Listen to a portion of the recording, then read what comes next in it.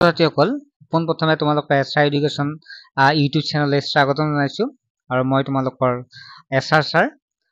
So আজি আমি তোমালোকলৈ আলোচনা কৰিম লেসন 5 ক্লাছ 5 ইংলিছৰ লেসন 5টো আলোচনা কৰিম লেটছ ৰাইট এ ষ্টৰী। মই প্ৰশ্ন উত্তৰখিনিও কৰি দিম, লগতে তোমালোকক কি কৈছে আটাইখিনি মই আলোচনা কৰিম। ঠিক আছে, লেটছ ৰাইট এ ষ্টৰী মানে আহা এটা গল্প লিখো। লুক এট দ্য পিকচাৰ, ছবিবোৰ চোৱাচোন। ইয়াত ছবিবোৰ চাব দিছে, লুক মানে চোৱা। ঠিক আছে, এট দ্য পিকচাৰ মানে জানা ছবিবিলাক, হয় নহয়? ইয়াত আমাক 1 নম্বৰ চিত্ৰ এটা দিয়া আছে, ইয়াত বাঘ এটা দেখা পোৱা গৈছে। 2 নম্বৰটো হৰিণী এজনীয়ে হাঁহ খাই আছে। ঠিক আছে, 3 নম্বৰটো এই হৰিণীটোক বাঘটো দেখা পাইছে। এইখিনিকে আমি ইয়াত 4 নম্বৰটো দেখা পাইছে তোমালোকে। 5 নম্বৰ চিত্ৰটো দেখা পাইছে। চিত্ৰকেইটা ভালদৰে চাবা, কাৰণ মোক প্ৰশ্ন দিয়া আছে, ইয়াৰ পৰা কিন্তু প্ৰশ্নখিনি পঢ়িব লাগিব। ঠিক আছে, তাৰপিছত আছে এয়া 6 number 7 number picture, 8 number picture, অৰ্থাৎ 8টা পিকচাৰ দিছে। তাৰপিছত কিছুমান প্ৰশ্ন সুধিছে। ইয়াত চোৱা, now answer the following question, pick word from the box below to complete the answer, you may choose a word more that once. মানে ইয়াত কৈছে, ইয়াত যি কিছুমান ৱৰ্ড দিয়া আছে, এই ৱৰ্ডৰ জৰিয়তে আমি তলৰ প্ৰশ্নখিনি উত্তৰ কৰিব দিছে। ইয়াত প্ৰথমটো গ্ৰেজিং দিয়া আছে। গ্ৰেজিং মানে তোমালোকে জানাই যে গ্ৰেজিং মানে হৈছে হাঁহ খাই থকা। ৰুমিং মানে হৈছে ফুৰি থকা মানে। প্ৰেজেন্স মানে জানাই তোমালোকে উপস্থিত হোৱা। তাৰপিছত ৰান্স দৌৰা, সেফ মানে সুৰক্ষিত হোৱা। ৰান্সৰ লগত এৱেটো ৰান্সৰ লগত বহিব পাৰে, গ'ল লগত বহিব পাৰে। হা, যিটো এৱে, গতিকে যাৰ লগত পঢ়ে তাৰ তেনেকুৱা অৰ্থ প্ৰকাশ কৰে। সেফ মানে হৈছে সুৰক্ষিত, মানে তোমালোকে কোৱা যে সেফ হৈ থাকা মানে সুৰক্ষিত হৈ থাকা। তাৰপিছত বুজ মানে হৈছে জোপোহা। ছেডলি মানে হৈছে দুখ মন কৰা। টাইগাৰ মানে হৈছে বাঘ। এলাৰ্ট মানে হৈছে সতৰ্ক হোৱা বা সাৱধান হোৱা। আৰু ডিয়াৰ মানে হৈছে হৰিণ। আৰু তাত চোৱা, এতিয়া আমি প্ৰশ্নখিনিলৈকে আগবাঢ়িছো। What is deer in the first picture? প্ৰশ্নটো কৈছে প্ৰথম ছবিখনত কি আছে? আমাৰ প্ৰথম চিত্ৰখন দি আছে, চোৱা। এই প্ৰথম চিত্ৰখন মই আকৌ এবাৰ দেখাবৰ কাৰণে ব্যৱহাৰ কৰিছো। 1 নম্বৰ চিত্ৰৰ কথা হৈছে। তোমালোকে দেখা পাইছা প্ৰথম ছবিখনত এটা টাইগাৰ আছে, বাঘ আছে। গতিকে এনচাৰটো এনেকুৱা হ'ব, চোৱা, there is a tiger in the forest. ফৰেষ্টত কি আছে? তাত এটা বাঘ আছে। ঠিক আছে, টাইগাৰ হ'ব। নেক্সট হৈছে, what do you see in the second picture?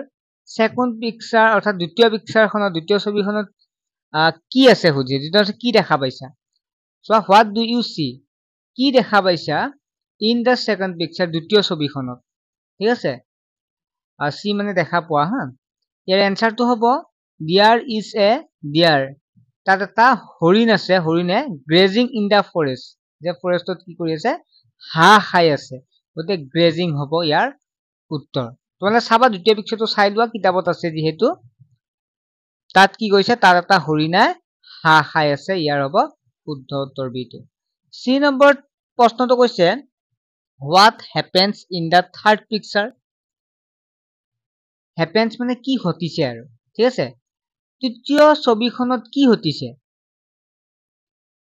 তেতিয়া তোমালোকে কবা, দ্য টাইগাৰ এ ডিয়াৰ, এইটো লিখাই আছে। গতিকে ইয়াত হ'ব ৰুমিং, অৰ্থাৎ এটা হৰিণা হুৰা ফুৰা দেখিছে। ঠিক আছে, এটাত বাঘটোৱে কি কৰিছে? দ্য টাইগাৰ চিজ, বাঘটোৱে এটা হৰিণা হুৰা ফুৰা দেখিছে। বুজি পাইছা? দ্য টাইগাৰ চিজ মানে বাঘটোৱে দেখিছে এ ডিয়াৰ মানে হৈছে হৰিণ, ৰুমিং মানে হুৰা ফুৰা। ঠিক আছে, এটা বাঘটোৱে এটা হৰিণা ঘূৰি ফুৰা দেখিছে। ঠিক আছে, নেক্সট ডি নম্বৰ প্ৰশ্নটো হৈছে, what does the tiger do in the fourth picture? অৰ্থাৎ কৈছে 4 নম্বৰ ছবিত বাঘটোৱে কি কৰিছে? ঠিক আছে, what does the tiger do in the fourth picture? 4 number ছবিত বাঘটোৱে কি কৰিছে? তেতিয়া তোমালোকে কবা, দ্য টাইগাৰ হ'ব ইয়াত। ঠিক আছে, tiger crawls quickly towards the deer. অৰ্থাৎ বাঘটোৱে লাহে লাহে হৰিণাৰ ফালে আগবাঢ়িছে ঠিক আছে দ্য টাইগাৰ মানে কি হৈছে দ্বিতীয় এনসাৰ যে বাঘটোৱে লাহে লাহে হৰিণাৰ ফালে আগবাঢ়িছে ই নম্বৰ হৈছে what does the deer do in the fifth picture যে 5 নম্বৰ চিত্ৰটোত অৰ্থাৎ ছবিত হৰিণাটোৱে কি কৰিছে তেতিয়া তোমালোকে ক'বা the deer becomes it alert হ'ব এলাৰ্ট মানে সতৰ্ক হোৱা বা সাৱধান হোৱা ঠিক আছে সাৱধান হোৱা তোক এলাৰ্ট বুলি কোৱা হয় he looks here and there and feels the presence the tiger যে হৰিণাজনীয়ে সতৰ্ক হয় যে দ্য ডিয়াৰ বিকামছ এলাৰ্ট হৰিণাজনীয়ে সতৰ্ক হয় he looks here and there সি দেখা পাইছে ইফাল সিফালে মানে ইফাল সিফালে চাই সি ফিল কৰিছে অনুভৱ কৰিছে যে ইয়াত কি আছে টাইগাৰৰ সি টাইগাৰৰ অনুভৱ কৰিছে সি ইফাল সিফাল চাই টাইগাৰৰ অনুভৱ কৰিছে মানে বাঘৰ অনুভৱ কৰিছে ঠিক আছে নেক্সট এফ নম্বৰ প্ৰশ্নটো আছে what does the deer do after that তাৰ পাছত হৰিণাজনীয়ে কি কৰিলে the deer runs away very fast to save his life হৰিণাজনীয়ে নিজৰ জীৱনটো ৰক্ষা কৰিবৰ বাবে বেগাই দৌৰ মাৰিলে the deer runs away very fast সি বেগাই দৌৰ মাৰিলে টু ছেভ হিজ লাইফ তাৰ জীৱনটো ৰক্ষা কৰিবৰ কাৰণে নেক্সট যিটো হৈছে where does the deer hide hide মানে হৈছে লুকাই থকা হা লুকুৱা আৰু ইয়াত হৰিণাটোৱে ক'ত লুকাল হুৱেৰ ডাজ ক'ত লুকাল দ্য ডিয়াৰ হাইড হৰিণাটো ক'ত লুকাল সুধিছে ঠিক আছে তেতিয়া তোমালোকে ক'বা the deer hides himself in the bush অৰ্থাৎ কি হৈছে হৰিণাজনীয়ে জোপোহা গছৰ আঁৰত নিজকে ৰক্ষা কৰিবৰ বাবে এনেকে ক'বা হৰিণাজনীয়ে নিজকে the deer hides himself in the bush অৰ্থাৎ হৰিণাজনীয়ে নিজৰ জীৱনটো ৰক্ষা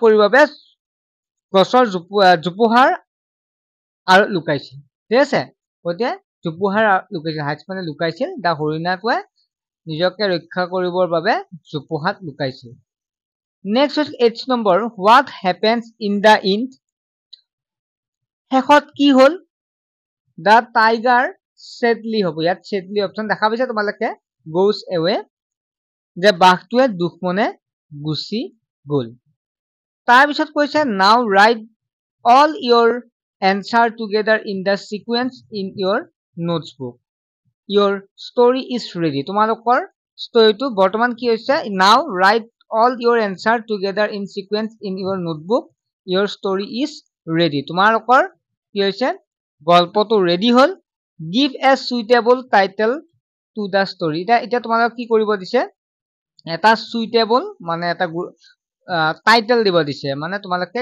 পাঠটোৰ নামটো উল্লেখ কৰিব যে কি লিখিবা তোমালোকে লিখিবা the tiger and the deer অৰ্থাৎ বাঘ আৰু হৰিণা হয় নহয় তোমালোকৰ ওপৰত কি লিখিবা টাইটেলটো বাঘ আৰু হৰিণা লিখিব লাগিব হয় নহয় গতিকে এনসাৰটো এইটোৱে ছাত্ৰ ছাত্ৰীসকল বাকীখিনি আমি নেক্সট এটা ক্লাছত তোমালোকক বুজাই দিম যদি বুজি পাইছা তেতিয়াহ'লে চেনেলটো ছাবস্ক্ৰাইব কৰি ৰাখিবা আৰু লাইক কৰিবা তেতিয়া আমি গম পাম বুজি পাইছে নে নাই আৰু তেতিয়াহ'লে আমি নেক্সট ভিডিঅ'বিলাকো আগবঢ়াই দিম ঠিক আছে চেনেলটো ছাবস্ক্ৰাইব কৰি ৰাখিবা বাই